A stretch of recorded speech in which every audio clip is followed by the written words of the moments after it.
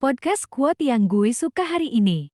Quote ini dari Chef Philip Budi, pemilik resto yang dikasih nama Warung SCI yang terkenal dengan masakan Thailandnya di Kelapa Gading.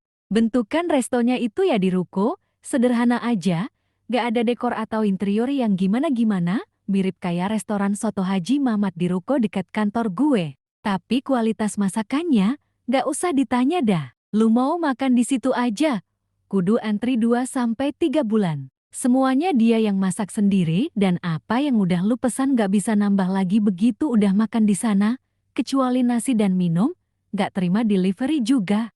Dan ketika ditanya sama Ray di podcast YouTube Ray Jensen Radio, kenapa sih lu gak mau bikin resto lebih gede? Bahkan nyokap lu aja pas gue datang bilang gak usah diposting lah kalau gue makan di sini.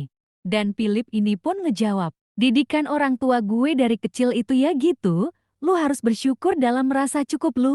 Jadi, mereka gak ngajarin gue untuk gue harus kaya, harus lebih lagi dari sisi material. Karena kalau lu ngejar itu terus dan hasilnya gak sesuai ekspektasi lu yang ada lu gila.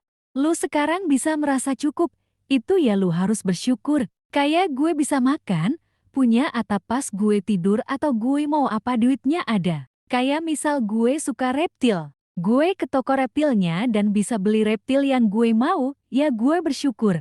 Dan buat gue masak itu bikin gue happy, duit itu ya bonusnya. Gue gak suka tuh dikejar-kejar orang untuk bikin masakan cepat. Gue bikin setiap masakan itu ya pakai hati. Makanya gue gak mau nerima pesanan. Lah yang dine-in aja kudu reserve dulu biar gue bisa atur timing masaknya. Jadi buat apa ngejar lebih? Kalau saat ini aja gue udah merasa cukup. Karena gue sendiri lebih ngejar bahagianya gue. Keren sih menurut gue didikan orang tuanya ya. Dan ya memang, makin kesini gue sendiri juga mengalami rasa syukur itu benar-benar magnet untuk segala keberkahan yang datang ke hidup gue. Makin lu merasa kurang, ya malah jadi magnet yang gangga yang datang di hidup lu. Bersyukur juga beda ya dengan berpuas diri. Puas itu ketika harapan bertemu dengan kenyataan. Sedangkan bersyukur adalah perasaan hati yang selalu berterima kasih atas setiap rejeki atau berkat yang kita peroleh. Saat bersyukur kita mengakui juga menghargai berkah kesempatan dan hal-hal baik apapun yang terjadi di diri kita. Bersyukur pun tidak sama dengan pasrah. Pasrah itu ya menyerah dan tidak ada niatan untuk terus berkarya. Contohnya gimana ya?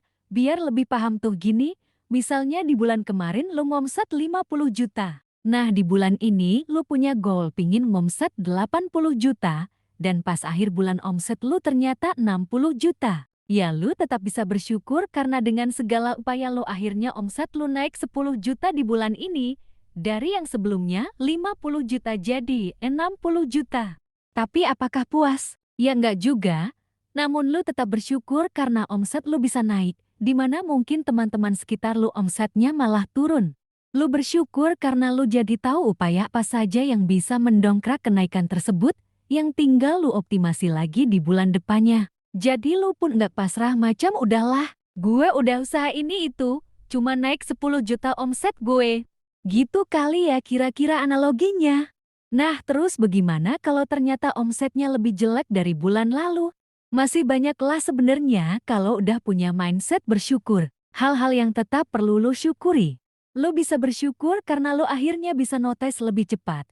Hal-hal apa saja yang bikin omset turun, dan lo bersyukur karena pikiran lo tetap jernih dan bisa menganalisa. Bahkan diberikan kesempatan ketemu teman sana-sini untuk tukar pikiran. Jadi lo tetap semangat untuk mencapai goal yang lo tuju.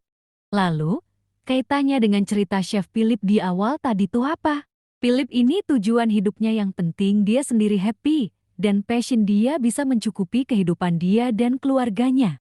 Kepuasan dia bukan di materi atau duit di rekeningnya nambah. Tapi di passionnya, dia puas jika bisa ngeracik masakan baru, bikin menu baru, memperdalam skill masak dia, dan sebagainya. Sehingga, dia pun terus belajar, bukan berpuas diri. Orientasi seperti ini tentu saja berbeda dengan mereka yang masih hidup kekurangan. Tapi apakah ketika hidup dalam kekurangan tidak ada yang bisa disyukuri? Berapa kali ketika ngobrol sama teman-teman gue waktu dengar perjuangan mereka di masa lalu, mulai dari yang hidup minus sampai akhirnya lebih dari cukup di saat ini. Mindset yang selalu gue temukan ada di mereka semua itu adalah mindset bersyukur. Salah satunya cerita teman gue yang satu ini. Meskipun gue pusing ya Ci, besok tuh mau makan apa? Terus anak gue sekolah bayar SPP-nya gimana? Selalu ada aja Ci bantuan dari Tuhan. Tahu-tahulah dapet kiriman makanan dari teman gue. Sampai pas gue lagi susah, kakak gue rezekinya lagi bagus, dan mau-maunya loh dia nampung gue sama bantuin bayarin SPP anak gue. Terus ya, gue juga geraklah Ci, dan syukur banget bisa dipertemukan sama teman gue, yang akhirnya dia jadi partner gue ngerintis bisnis bareng sampai sekarang. Dan memang dari pengalaman gue sendiri kayak cerita teman gue tadi. Jadi, ketika gue bocos 75-120 juta tiap bulan selama ada kali ya 8 bulanan tahun 2013 lalu. Sambil nunggu rumah gue terjual waktu gue kolaps di financial gue. Dalam tangis gue berdoa selalu minta dibukain jalan. Keluarga tetap akur, anak-anak gue juga sehat. Gak ada sekalipun gue nyalahin siapapun ketika itu kejadian.